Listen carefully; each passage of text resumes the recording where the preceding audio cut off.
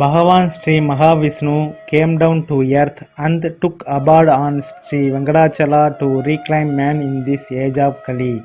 He married Sri Padmavati, the lotus-born Lakshmi, the first doctor of Akasa Raja. The story of his leaving Sri Vaikundam and marrying Sri Padmavati is illustrated in this video.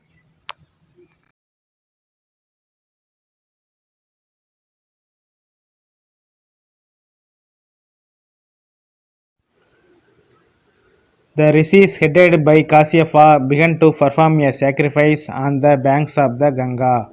Sage Narada visited them at the time and asked them to tell him why they were performing the sacrifice and who would be blessed by it.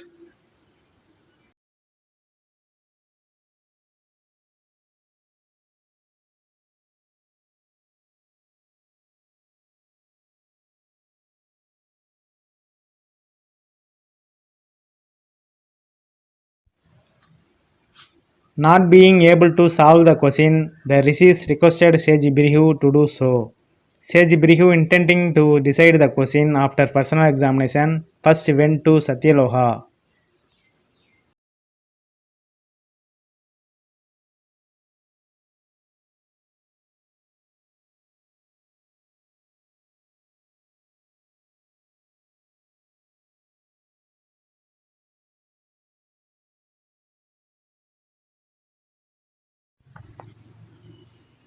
There he found Brahma reciting the four Vedas with his four heads in praise of Lord Narayana and attended upon by Saraswati and not taking notice of Brihu offering obeisance. Concluding that Brahma was unfit for worship, Brihu left Brahmaloka for Kailas.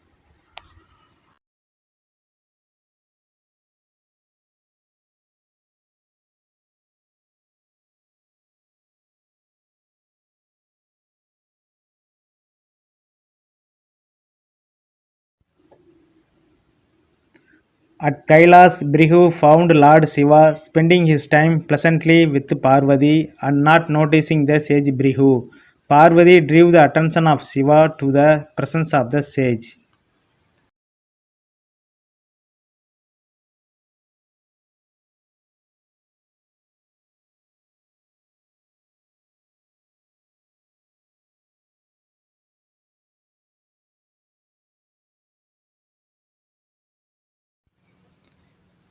Lord Shiva became furious at the intrusion of Brihu and tried to destroy him. The sage cursed him and left for Vaikundam.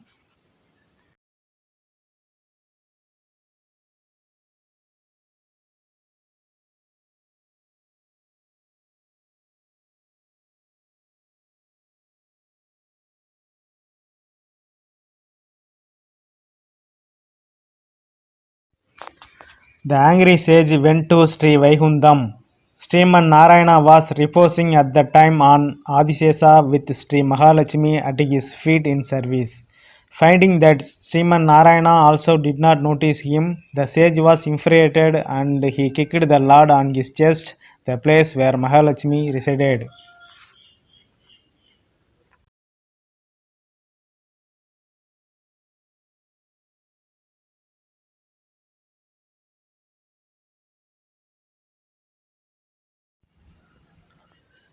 At once the Lord hastened to make apologies to the angry sage and pressed his feet to allay the pain caused to the leg. In so doing, the Lord removed the eye in the foot of the sage, which gave him such power as to defy the Devas. The sage thereupon decided that Sri Mahavishnu was the most supreme of the Trimurtis and told the rishis in the forest accordingly. The fruit of the yaga or sacrifice was offered to him.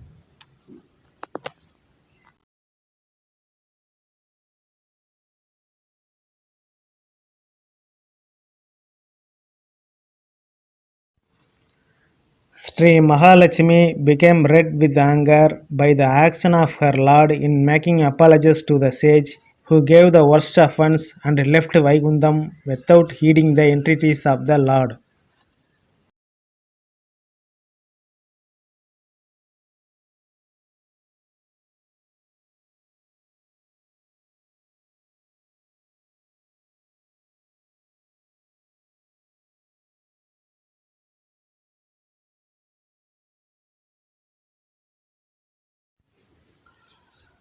At the commencement of the present Sveda Varaha Kalpa, the whole universe was filled with water and the earth was immersed in it. Lord Vishnu took the form of a white bear and dived into the water to lift the earth. He slew the demon Hiranyaksha who caused obstruction to him and rescued the earth.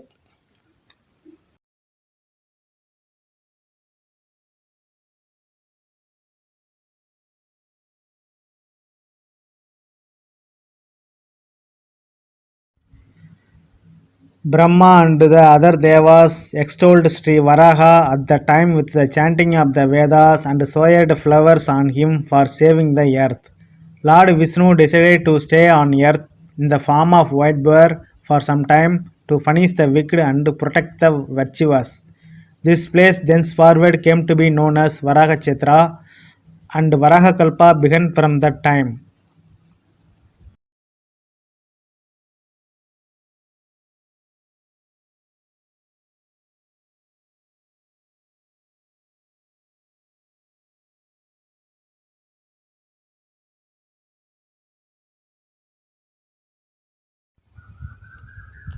After the departure of Mahalakshmi, Lord Vishnu left Vaikunta in a forlorn condition and took his abode in an anthill on the Venkata hill under a tamarind tree behind a Puskarani.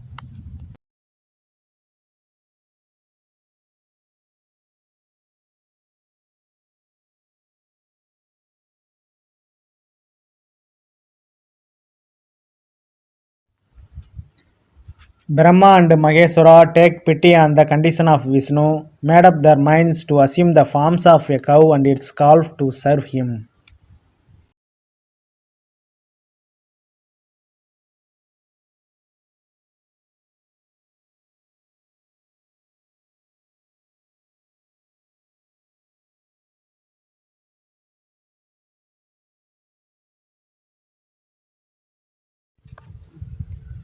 The sun god informed Mahalakshmi of this and requested her to sell the cow and calf to the king of Sola country, assuming the form of a cow herdess.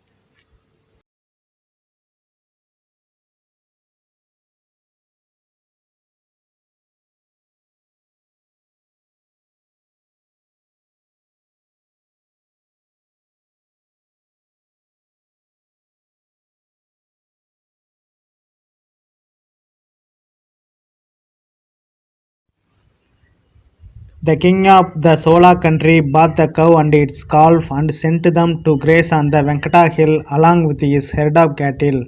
Discovering Lord Vishnu in the ant hill, the cow every day emptied her udder over the ant hill and thus fed the Lord.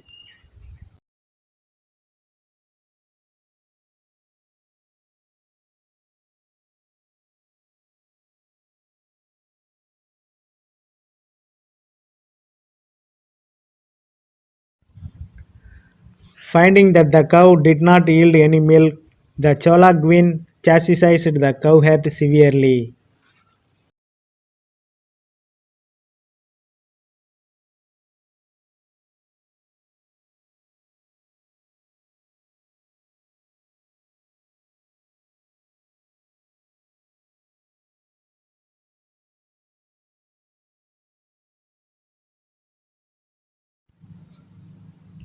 To find out the cause of the absence of milk, the cowherd followed the cow and hid himself in a bush and discovered the cow emptying her udder over the ant hill.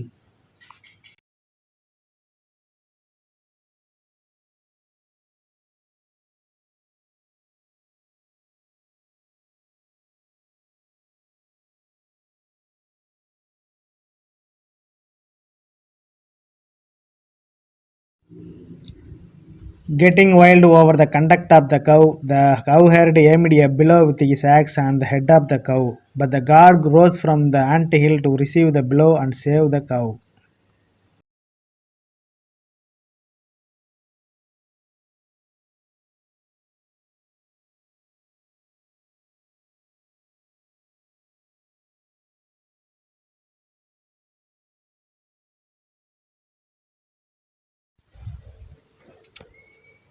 When the cowherd saw the Lord bleed at the blow of his axe, he fell down and died.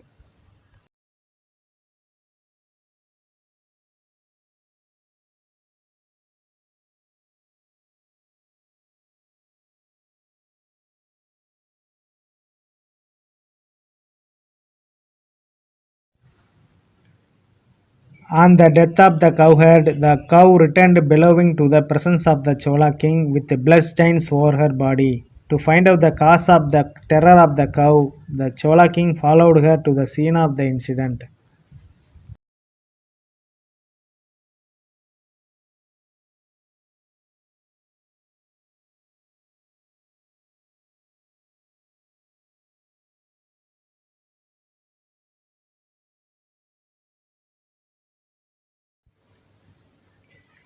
Near an anthill, the king found the cowherd lying dead on the ground. While he stood wondering how it had happened, the Lord rose from the anthill and cursed the king to become an Asura for the fault of his servant.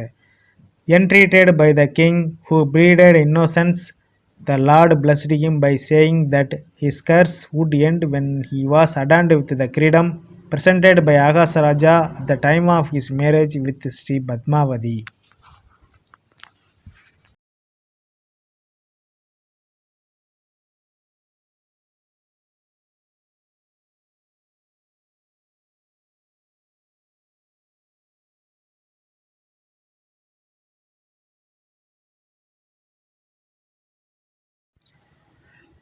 Thereafter, Srinivasa decided to stay in this Varaha Kshetra. He therefore requested Sri Varaha Swami to grant him a site for his stay. His request being readily granted, Srinivasa ordained that a pilgrimage to his shrine would not be complete unless it is preceded by a bath in the Puskarani and darshan of Sri Varaha Swami, and that puja and Naivedyam should be offered to Sri Varaha first.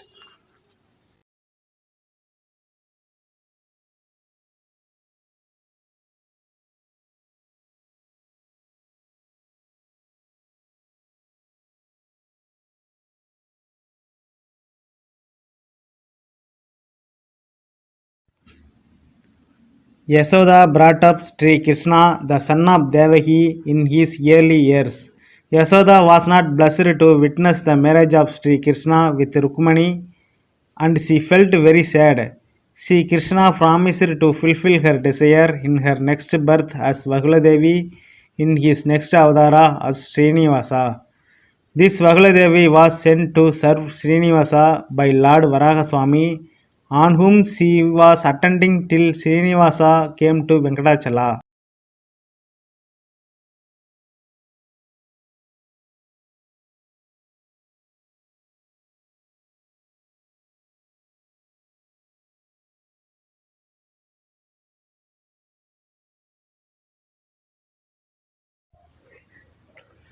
Sometime after, a king named Aghasaraja, who belonged to the lunar race, was ruling over Tondamandalam.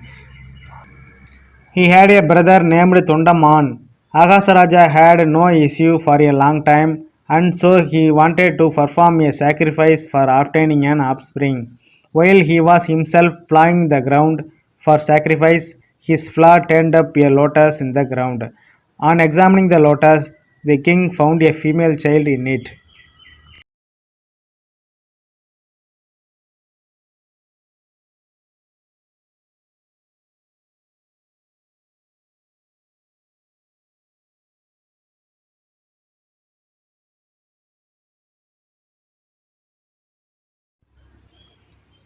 The king was happy to find a child even before he performed a sacrifice, and carried it to his palace and gave it to his queen to tend it. At the time he heard an aerial voice which said, "O king, tend it as your child, and fortune will befall you."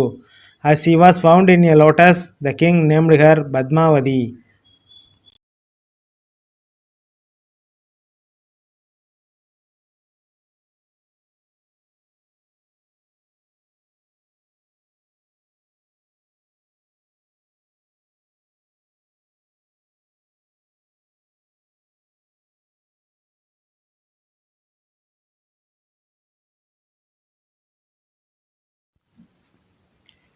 In course of time, Princess Padmavati grew up into a beautiful maiden and was attended by a host of maids.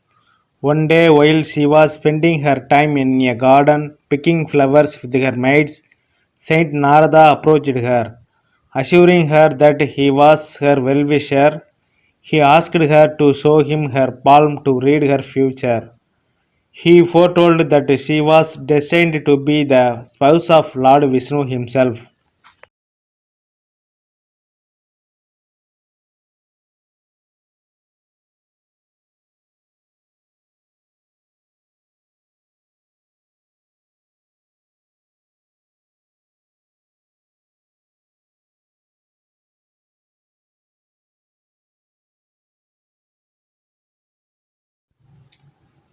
At this time, Lord Srinivasa, who went a hunting, chased a wild elephant in the forest surrounding the hills. In the pursuit, Srinivasa was led into a garden where Princess Padmavati and her maids were picking flowers. The sight of the elephant frightened them and their princess.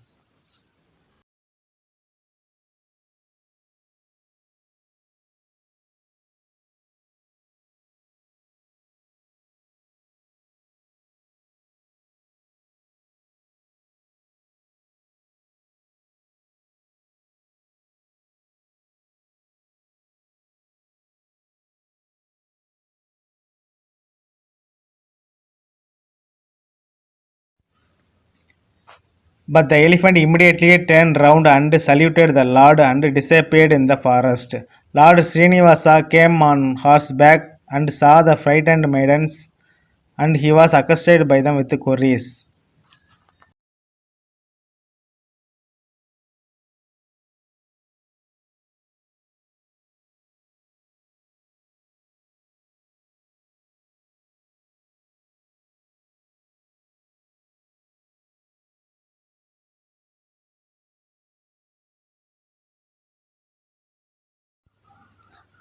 Lord Srinivasa had then to narrate to them his birth and parentage.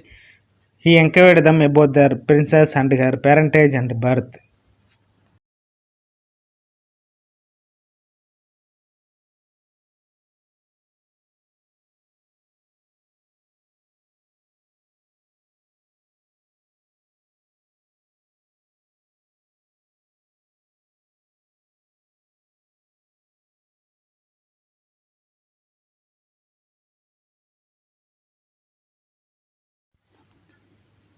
When he was informed that the princess was Padmavati, the foster daughter of Akasaraja, he loved her and made advances to the princess. He was repulsed with stones by the maids, and he urgently repaired to the hills, leaving the horse, which fell on the ground.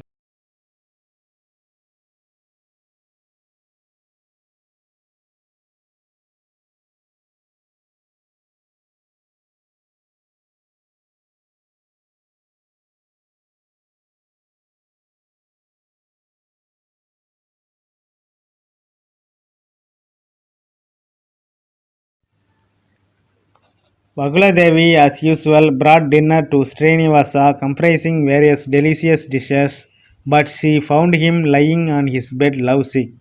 He inquired the cause of his sickness. The Lord informed her that unless he secured Princess Padmavati, he would not be well. Bagula Devi then asked him to tell her all about the princess, who she was, and how he came to love her. The Lord then narrated the story of her previous birth and his promise to wed her.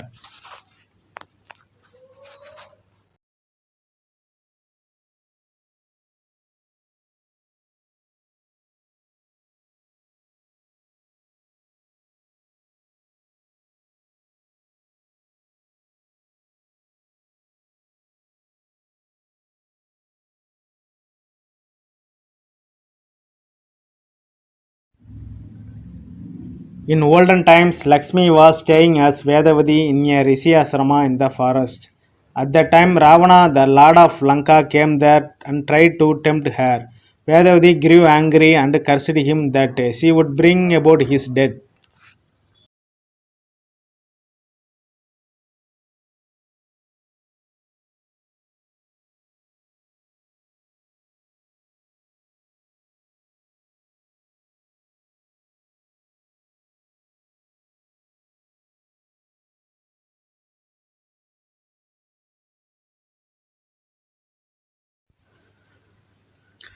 To fulfill her words, Vedavati entered into the fire, but the fire god rescued her. He took Vedavati to his house and entrusted her to his wife to take care of her.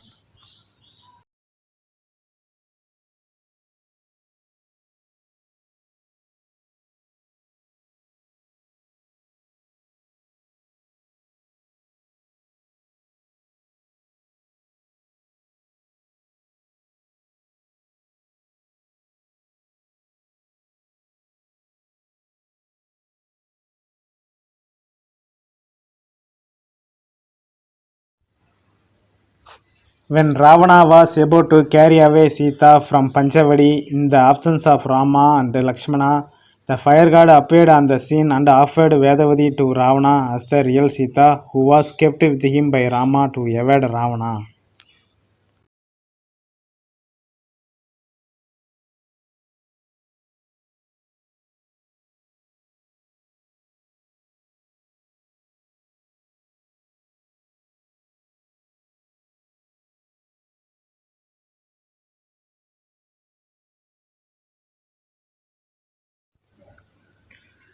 Ravana took Vedavati to Lanka thinking that she was the real Sita, while Agni, the fire god, took Sita to his house and asked his wife Swaha Devi to look after her.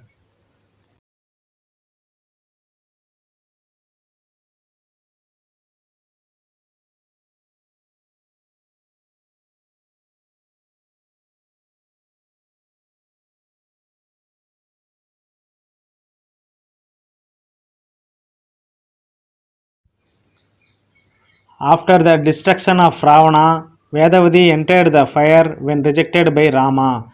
Then the fire god offered the real Sita to Rama. Rama then questioned her as to who the other lady by her side was.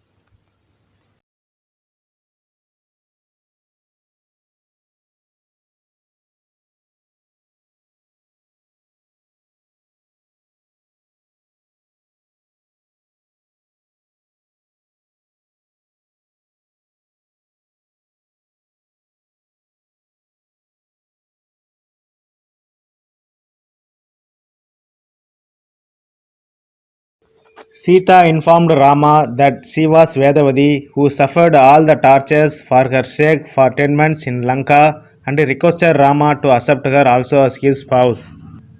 But Rama declined her request, saying that he was wedded to the policy of having only one wife during his lifetime, and he promised to wed her in her next birth as Padmavati, born as the daughter of Akasaraja when he took the form of Srinivasa.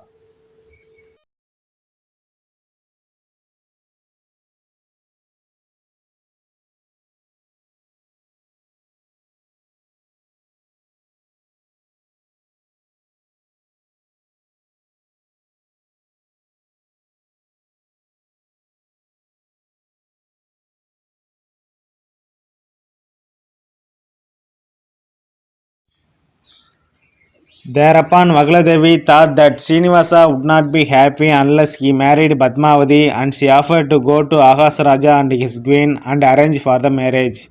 On the way, she met the maid servants of Padmavati returning from a Shiva temple. She learned from them about the Padmavati's love sickness and went to the queen along with them.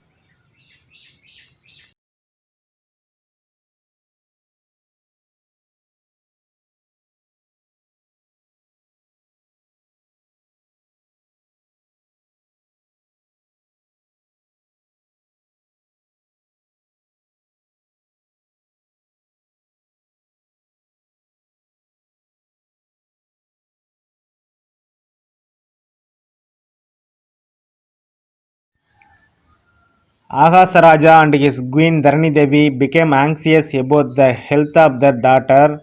They learnt about Padmavati's love for Srinivasa of Venkata Hill. Ahasaraja consulted Brihaspati about the propriety of marriage and was informed that the marriage was in the best interest.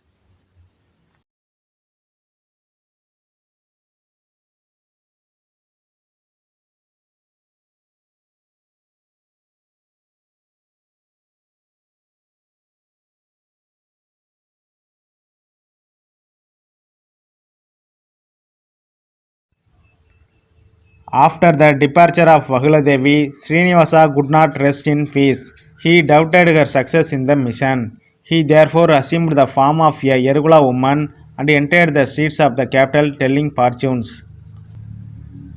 Padmavati's maids saw her and invited her to the presence of their queen.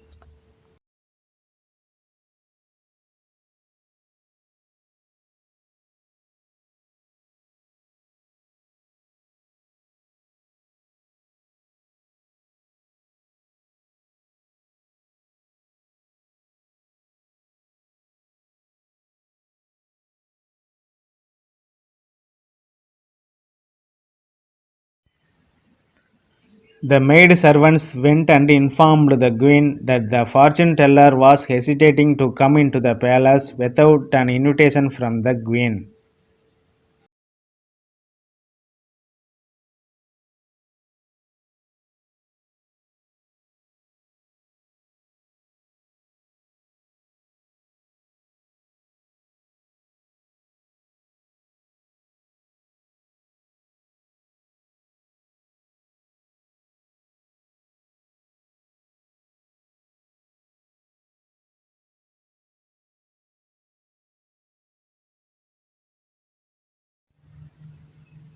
The queen came out herself and invited the fortune teller into the palace. The fortune teller was taken to the presence of Princess Padmavati.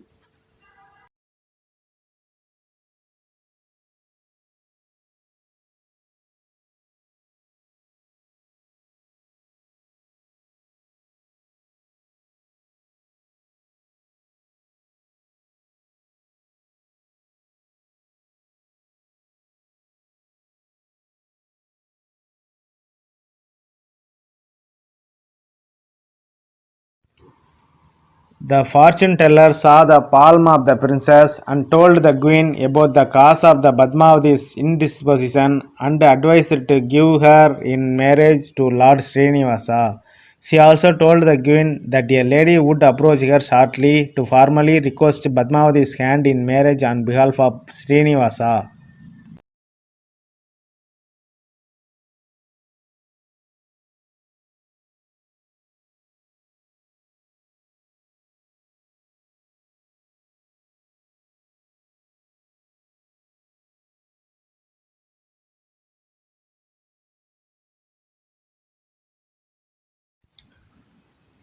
After the departure of fortune teller, Vagladevi went to the queen along with the maids and informed her that she came from Srinivasa to request the hand of Padmavati in marriage for him.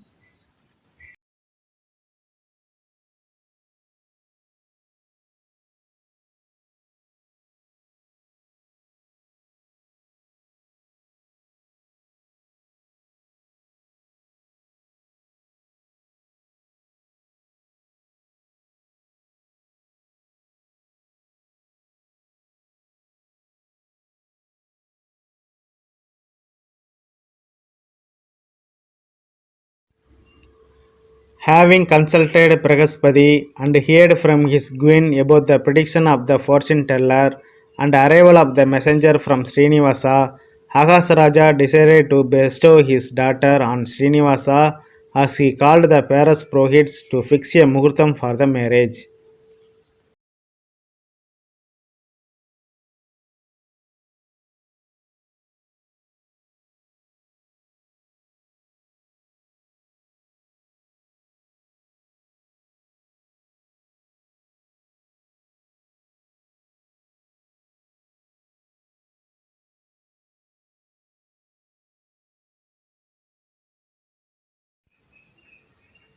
Akash Raja informed his ministers and other officials of his intention. Immediately, a letter was drafted for being sent to Srinivasa requesting him to come and marry the princess.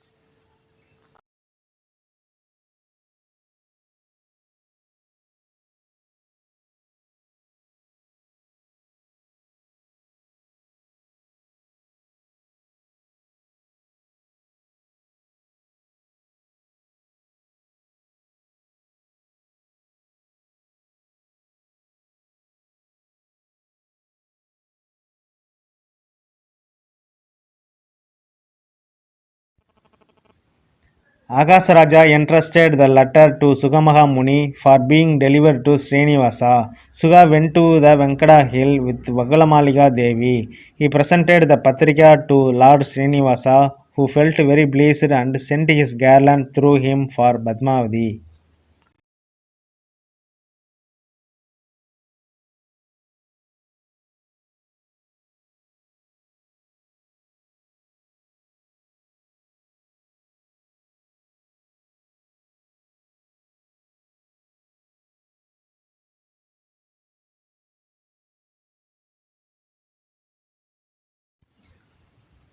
Immediately, Lord Srinivasa called for a conference of gods and took their consent for his marriage with Princess Padmavati.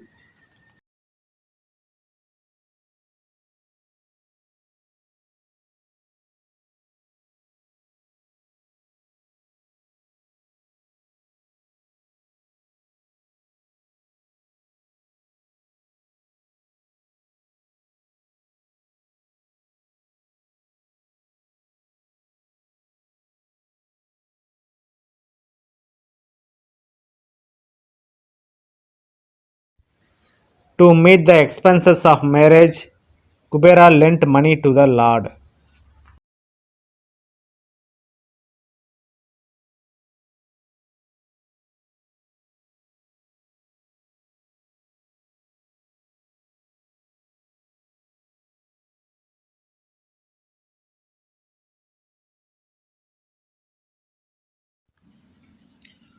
Lord Srinivasa started for the residence of Agasaraja with his concerts and Brahma and Shiva and his vehicle Garudan.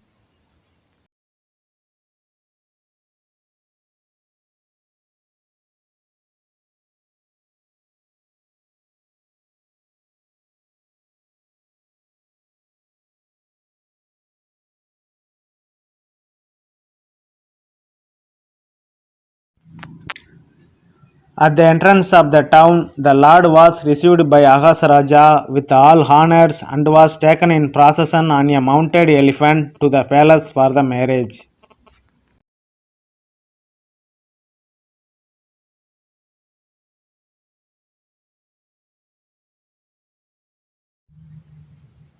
In the presence of all the Devas, Lord Srinivasa took the hand of the Princess Padmavati and wedded her and thus blessed Agasaraja.